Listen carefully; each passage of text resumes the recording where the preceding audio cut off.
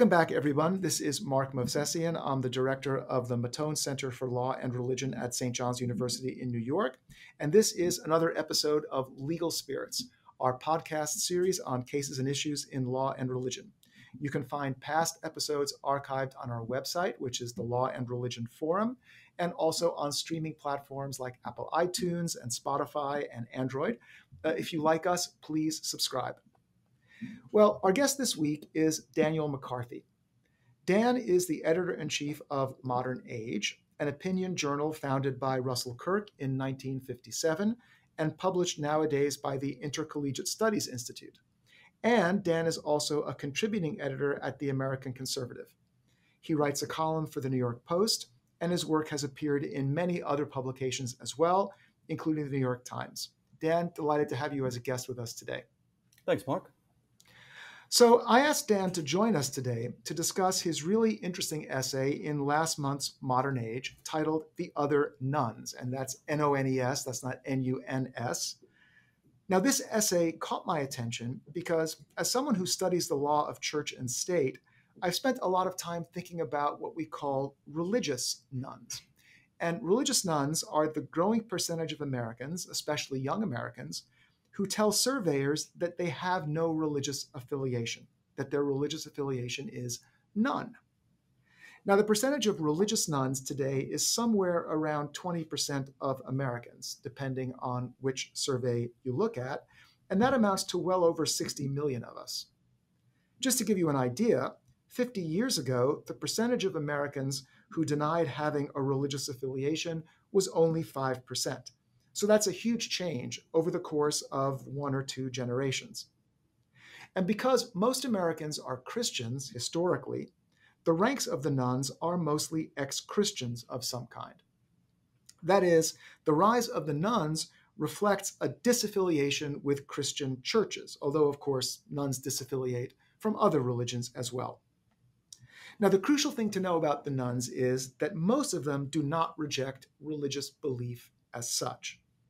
Rather, they reject organized religion. In fact, you might think of them as the new Thoreaus. I call them that after the 19th century transcendentalist who similarly fashioned his own highly personal spiritual commitments from a variety of sources. But the new Thoreaus are a mass phenomenon. Henry David Thoreau was one guy out in Concord, but the new Thoreaus are, as I say, well over 60 million of us. And it's a real question whether they can qualify as a religion for legal purposes because they're so divorced from traditional religious communities. I've written about that elsewhere. But we're not going to talk about that issue so much in this episode. Because Dan's essay argues persuasively that the nuns are not only a religious phenomenon. Being a nun is not only about giving up religious commitments and affiliations, but political and ideological commitments as well. In other words, as sociologist Ryan Burge has written recently, what we're seeing in America today is that a growing share of folks are dropping out of everything. More and more of us are avoiding communal commitments of all kinds and just going our own way. And Dan's essay is all about that phenomenon, and I really want to encourage listeners to read it. It's really an excellent essay, and that's what we're going to talk about today. So Dan, let's get to your essay. You write that the great rival of Christianity since the Enlightenment has been the, quote, religion of progress, unquote, which you say took the form of various isms like communism and fascism and even liberalism. So what do you mean by that exactly? There are many ways to approach understanding this master concept of progress, which has been so powerful in the Western world and in fact all around the planet over the last several centuries. One way of thinking about it, though, is that the tremendous success of modern science, especially the hard sciences, physics, chemistry, and so forth, has created an impression among first Westerners and then increasingly around the entire planet, an impression that the same techniques that we use to improve our material well-being can also be applied to our psychology, our society, our politics, every aspect of human life as well as material existence. And so in some ways, the religion of progress is almost synonymous with, or at least as an aspect of social science. It is the idea that we can take the same sorts of techniques which advanced us in material terms and also advance the whole human race, or at least our part of it, in social terms, in moral terms, psychological terms, and political terms. And that this is a project in which we can have great confidence, which I think is another one of the key elements of this, what I've called the religion of progress. That it's a tremendous faith in humanity, based on our knowledge, based on our demonstrated scientific acumen, and this sense that therefore we can, sort of closely paraphrase Tom Paine, we have it in our power to make the world over again. This has been a regnant idea, not just on the left or on the right, but across much of the political spectrum, and it's pervasive. It's something that Westerners in particular have believed in very strongly for several generations. And it's something that around the world, oftentimes inspired by a Western model, sometimes unfortunately by many of the worst Western models. But these Western ideas have propagated and were picked up by a number of non-Western societies, which then also believed if we emulate the West, if we follow the West's path toward some kind of scientific approach to economics, a Western model of government, which unfortunately doesn't always mean a parliamentary form of government. It could also mean, in some cases, a dictatorial form of government. But this idea that modernity meant adopting certain political forms, economic practices, whether capitalist or socialist, and other emulations of what the West was doing, especially secularism. And this idea that you find at the very beginning of modern Pakistan, when Kemal Ataturk creates modern Turkey, when you see it even at the beginning of Israel, where there's a contrast between a kind of socialist and secularist side of Zionism and a more religious one. The religious one was actually, I think, the weaker tendency at the founding of the State of Israel. There was this tendency, in all of these different places, among rather different civilizational blocks. You see it in India as well.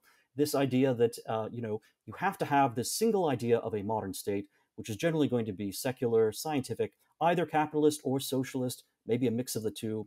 But this is what modernity means. It has one particular direction in which it's going. The West has already been there, and we will now want to get there as well. Well, Dan, I want to get back to something.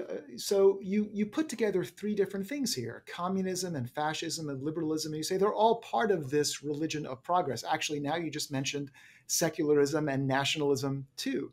And of course, a lot of people would object to linking these, especially, if you put liberalism in the same ballpark as communism and fascism. A lot of people would object and say, no, this has nothing to do with those other things.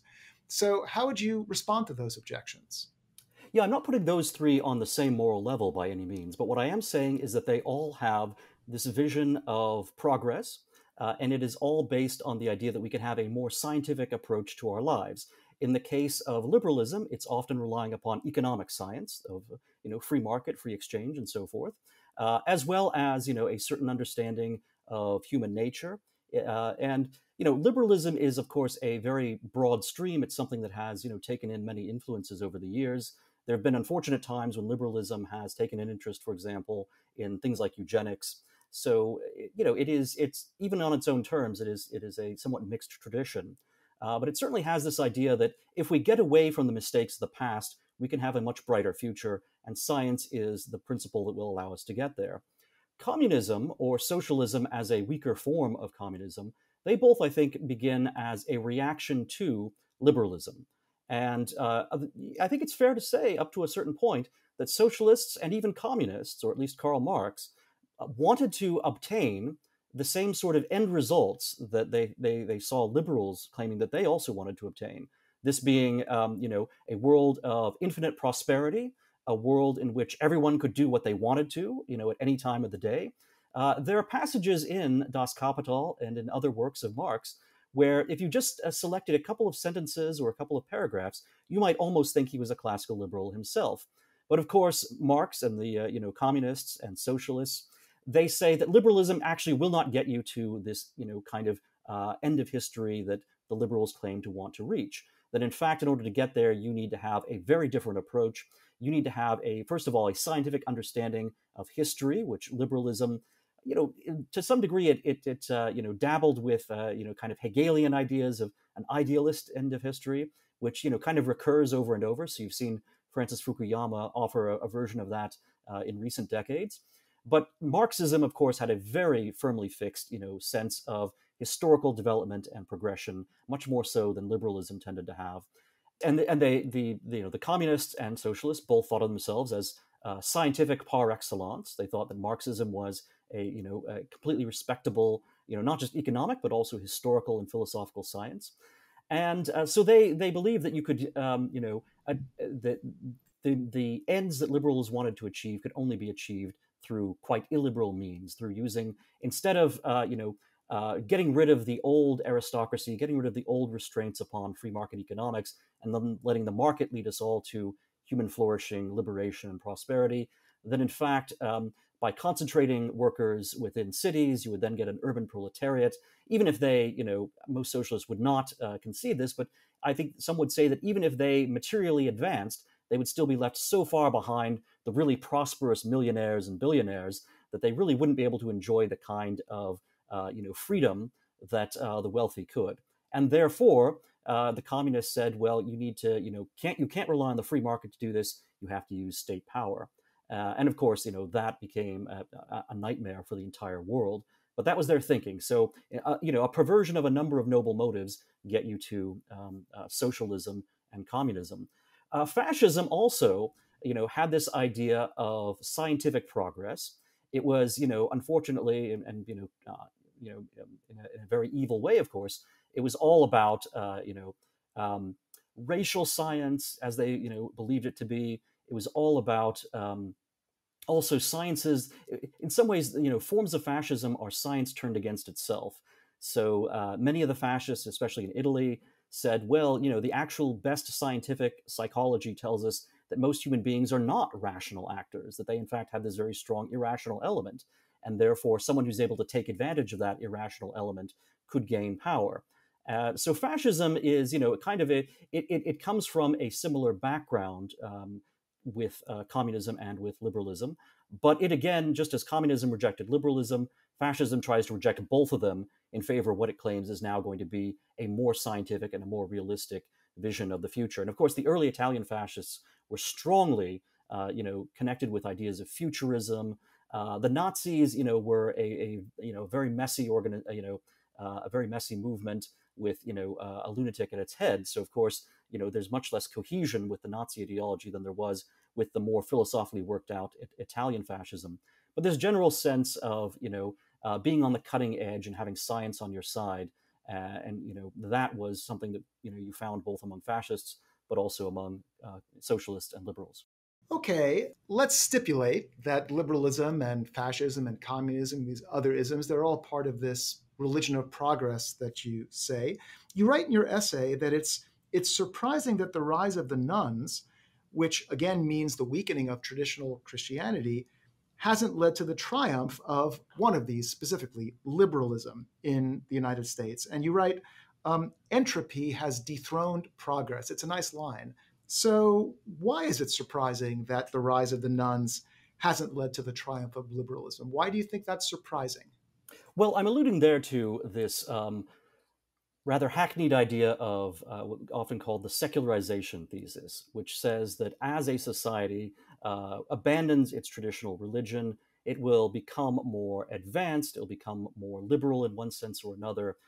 This was a prejudice that was deeply ingrained in a lot of liberal thinkers throughout most of the 20th century. I think even now you see, many who still, adhere to it.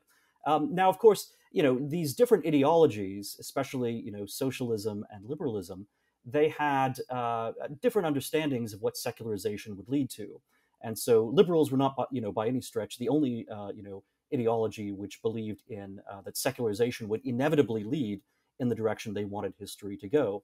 But liberalism did, or at least many liberals had that prejudice. They did have that belief that as you abandon the forms of religion, which maybe it was against religion as a whole, or maybe it was simply against a more involuntary or so older variety of religion. But this idea that as freedom flourishes, people might become less religious, as they become more scientifically literate, and there's this again prejudicial belief, which is I think strongly ingrained in people all across a swath of different ideologies, that science will have this kind of demystifying effect and will move people away from religion simply because Again, there's this prejudicial belief that science and religion are incompatible. So this, belief was something that I think you found among a great many, especially center-left liberals in the United States and in the Western world, in the late 20th century and even into the beginning of this century. Now, when I say that entropy has dethroned progress, um, just recently there was a interesting remark by Richard Dawkins, and Dawkins is himself a scientist. He is an outspoken atheist. He is, I think it would be fair to say, a broadly speaking, in the political center, perhaps even a liberal of some kind, maybe a mix of liberal and perhaps a little bit of socialism. I don't know his politics extremely well, but in general, he seems like a figure who would think of himself as and be widely identified as an Enlightenment man. And recently, he made some remarks around Easter time, saying that he was dismayed that in England there seemed to be less celebration of Easter than there was of Ramadan, and that Islam had a more stronger presence in the public square than Christianity did. And even though Dawkins has made a kind of second career for himself as an atheist and a critic of Christianity, he still feels a tremendous sentimental attachment to Christianity, and he was kind of shocked to see that actually what comes after Christianity in England might not be secularism, might not be the kind of Richard Dawkins Enlightenment, but may in fact be Islam or maybe a mix of different religions. I think many liberals and many people who identify strongly with the ethos of the Enlightenment are finding themselves in the same position today. That in fact, the future does not look the way they imagined it would. That in fact, one of the key pinnacles or principles, rather, of liberalism, which is pluralism, pluralism creates the possibility of a kind of discontinuous history that you have no idea, whether it's going to be Islam or secularism or perhaps some new paganism or a resurgence of a very hardline Catholicism with integralism, or a mix of all these things that may in fact be characteristic of the American society of the future. And Hinduism and other things, it could all be put in there together.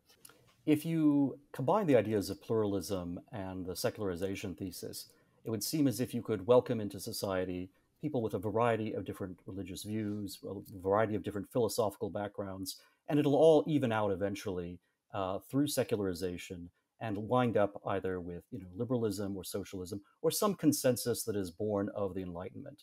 And in fact, what we're actually seeing as a historical fact is that this is not the case. That when you have a mix of different religions, sometimes those religions, instead of moving towards secularization, actually become stronger, and they may actually through a sense of rivalry perhaps, or a sense of the need to articulate their views more forcefully in a society which is so cacophonous perhaps, and so has so many different voices, that they start to project their own voices more loudly. And I think you see various kinds of more militantly, in the sense of psychologically militant, rather than I'm not talking about violence or anything like that. But you certainly see a kind of more hard line form of religion that is being promulgated in a lot of places, and that's coming from whether it's Islam, whether it's certain forms of Catholicism like integralism. You see versions of this among Protestants, perhaps with Christian nationalism. But this is not the future that Enlightenment men like Richard Dawkins imagined. So that's very interesting, Dan. And so that leads to another, I think, pretty obvious question, was, so what happened? Why hasn't this worked out the way everyone would have thought? I mean, if we're correct that Christianity is gradually ceding ground to these other things, was meant to be ceding ground to this religion of progress, what has happened? Why hasn't that happened? Well, it was simply a mistaken thesis from the very beginning. This hypothesis that progress in the material world had to translate into the same kind of progress, linear, unidirectional, within the world of politics, the world of religion, society as a whole. This was the question was begged from the very beginning. And what we're seeing now is that we actually have evidence that is starting to disprove this hypothesis. And again, so a scientist would actually say, well, you have to take account of the evidence, and that seems to cut against the hypothesis, so maybe you have to abandon it. But because there was this religious, intensity, I think it's fair to say, in this belief in progress, the attitude even of people who were formed by scientific thought or scientific prejudices, people like Richard Dawkins, they are actually shocked and disillusioned by what's happening. It's like a loss of faith as opposed to, this is simply a disproved hypothesis and now we move on to the next one. So even the conceit that we are a scientific, an enlightened scientific public and an enlightened scientific Western world, this too was something where we were kind of fooling ourselves. And now that we're seeing evidence to the contrary, we realize actually these were values that we cherished. And in many cases, they were values actually derived from Christianity, even if people were giving up the explicit forms of Christianity while trying to maintain the values. And again, I point to Dawkins as a great example here because he still has this very strong emotional attachment, not just to, I think, the Christmas carols of his youth, but also probably to the emotional matrix that Christianity represented throughout his life. And I think he's now starting to realize that actually, when you get rid of Christianity, those other elements, not just the Christmas carols, but also many of the values that you long associated with Christianity, they might also be transformed or lost. Yeah, that's really very interesting. And I like this idea that you've put forth that actually what comes after a traditional Christianity might not be progress, it might be entropy, it might be confusion. Now, I want to talk about something else. So, this has all been very ideological, very intellectual, but I want to talk a little bit sociologically. And you don't talk about this in your essay, to be fair, but I still want to ask you. Um, Another aspect here of the nuns is giving up communal commitments. So, it's not just giving up a kind of logical, coherent, systematic faith in something. It's giving up communities. It's giving up the sense that one goes to church, one belongs to something beyond oneself. Um, why is that happening to you? I mean, why are we, the famous phrase that Robert Putnam used was bowling alone. And this is like 20 years ago now that, Americans were no longer joining things.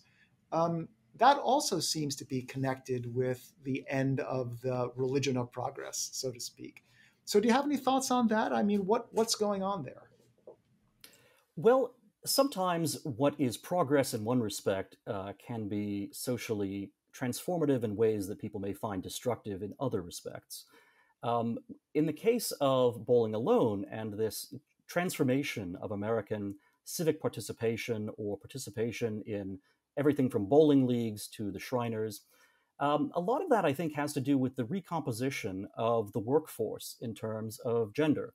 So for a very long time, even though women were not, greatly represented in the workforce, they were the bulwarks of church associations, and a lot of American religion, a lot of the charitable work that was being done by religion was done by women who were not in the formal workforce, who were not, receiving a salary.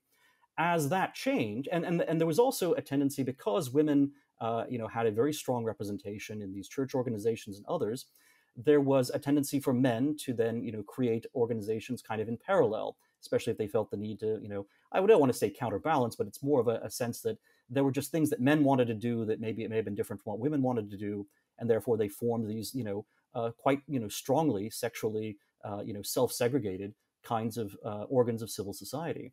The integration of the workforce with both sexes now, I think, has sort of erased a lot of those. First of all, the opportunities and the free time that women had previously to invest in things like church groups. But obviously, there's much more going on as well, and new technologies and the global economy, all of that has had a fragmenting effect upon Americans. Um, these things have benefits. They may mean less expensive goods. They may mean more job opportunities. But they also mean that you have, sort of less need to be connected strongly with your local community. It doesn't matter so much if you know the manager of the bowling alley, if you want to get your nephew hired or something. Now, what's important is, do you know an admissions officer who can get him, admitted to, a university, and that's going to then provide a job in a very different location or perhaps even a different country. So all of these forces, which have a good rationale, a good background behind them, whether it's an educational advancement or whether it's economic globalization, they have this downside that they all tend to be centrifugal. They all tend to pull people away from the sort of old organic connections they used to have. And of course, this is very much true with the internet and with social media and with smartphones too. Yeah, that's really very interesting. I caught the word you said there, fragmentation. And I think so.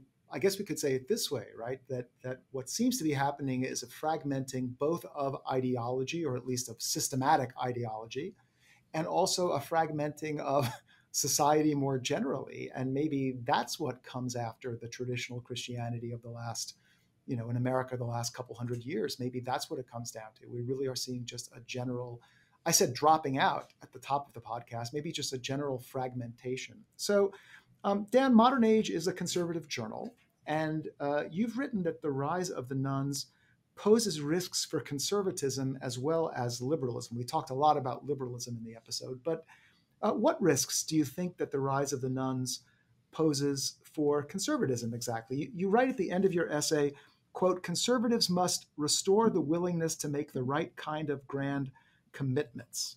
So I guess given what you just said about fragmentation, I wonder, is that a realistic goal, especially for conservatism, which often thinks of itself as not being about systematic commitments? How would you respond to that? Yeah, I would just say that conservatives take for granted, as the name itself implies, that there is something to conserve, and generally that thing to be conserved is a broad society, whether it's a nation as a whole, whether it's a historic identity, a historic religion of a nation, but all of these sort of large and sort of well-established social sets of connections. These are the things that conservatives have traditionally wanted to conserve. And an age that is entropic like our own then calls into question, well, does it mean to be a conservative? I think there are several answers to that. Now, one answer may be, well, if you have lost the common ground that you used to previously want to conserve, you now have to reestablish, the common ground, perhaps, through, bullying people into taking up the views you want them to take. So that, I think, gives you a very hard line, not necessarily conservative kind of conservatism, but instead, a more, revolutionary or counter-revolutionary kind of conservatism. And again, I'm talking, here about, the psychological and political intensity of a movement, not necessarily, violence in the street or anything like that. But this, I think, is one path through which you get some of the kinds of conservatism that trouble many people today. You could also say, well, look, you may have an erosion of the establishments that conservatives have traditionally wanted to conserve. However, that doesn't mean that faster is better than slower. So even if you are fighting, you're like King Canute against the waves, to the extent you can, throw back a little bit of water, that's still worth doing. So that kind of conservatism, would perhaps lend itself to perhaps if not defeatism, certainly a sense that evolution and the slow change of society is something to be accepted, in some cases even to be welcomed, but it should be slow change as opposed to the very rapid change that we may be experiencing now. And then, I think there's also a conservatism of denial, which just says, well, look, in fact, we still have the kind of society that we had, half a century ago, and that it's only because the wrong people are in political office that it seems like we have this drift away from older, notions of America, older notions of who we are as a society. And if only you put the right people in office, or if only if only people would read the right books, then all of this could be reversed. I think that's wrong. I do think it's, that is a conservatism of denial, but it's an understandable impulse psychologically. I guess so. I mean, I think, if you're right, if we're right in this episode that what's going on is fragmentation and entropy, I'm not sure you have enough purchase with people to. You said bully. I know you don't condone the bullying conservatism, but even persuading people might be very difficult because people just will tune you out and go listen to something else. There isn't the kind of sense of audience that you have where you can persuade people. Okay, now we're all going to join a great commitment. I mean, that might be a real problem. No. Well, it's a problem if you think in terms of mass democracy, but it may not be a problem because fragmentation will apply to both sides. So it will apply to someone who wants to create a consensus of their own, but it also applies to a counter consensus. So there may be less resistance to small groups trying to force their views on people in the future, simply because the resistance also has to be relatively cohesive and has to have some common ground. To give an example of this, I mean, when you talk to older conservatives, and it's not because they're less religious or because they, think of themselves as classical liberals. But if you talk to a lot of older conservatives, they will take for granted things like the West stood for freedom during the Cold War, and that was a good thing, or that we should be standing up for free speech and freedom of expression in the universities. If you talk to a lot of younger conservatives, they don't have those prejudices in the good sense, one might say. They don't take those things for granted, and instead, they are questioning things that conservatives of an older generation had simply assumed. So I think that the conservatives can still have a lot of political success in the age of entropy, and in some ways, because conservatives have been on the back foot for a long time, and you've actually had, certainly, since the 1990s, a form of, left liberalism or progressivism has been marching through our institutions. There may even be, a conservative resurgence because conservatives may be sort of more adapted at this point to fragmentation than progressives who are now, and people who, still talk about liberal democracy who are shocked. I think Francis Fukuyama and other folks may be shocked by the conditions today, or Richard Dawkins is shocked. Whereas a lot of conservatives have said for a long time, well, we are against the age, we are a remnant that is fighting against the tide. They're accustomed to this, and that may actually make them more effective in a world of greater fragmentation. Well, that's very interesting, Dan. I guess we'll leave it there. I want to thank you, Dan, again for coming on and talking about your essay. And I want to encourage listeners to go to Modern Age and read Dan's essay, which we talked about today, The Other Nuns, which I think is really very interesting. And we'll just have to see how it all develops. And maybe, Dan, will have you back on to talk about this in the future, too. But thank you very much for being with us today. Thanks, Mark. I really enjoyed it. And that's it for this episode of Legal Spirits. I want to say again to our listeners that you can find past episodes archived on our website, which is lawandreligionforum.org, and also on Apple iTunes and Spotify and other streaming platforms. If you like us, please subscribe. But that's it for this episode. See you next time.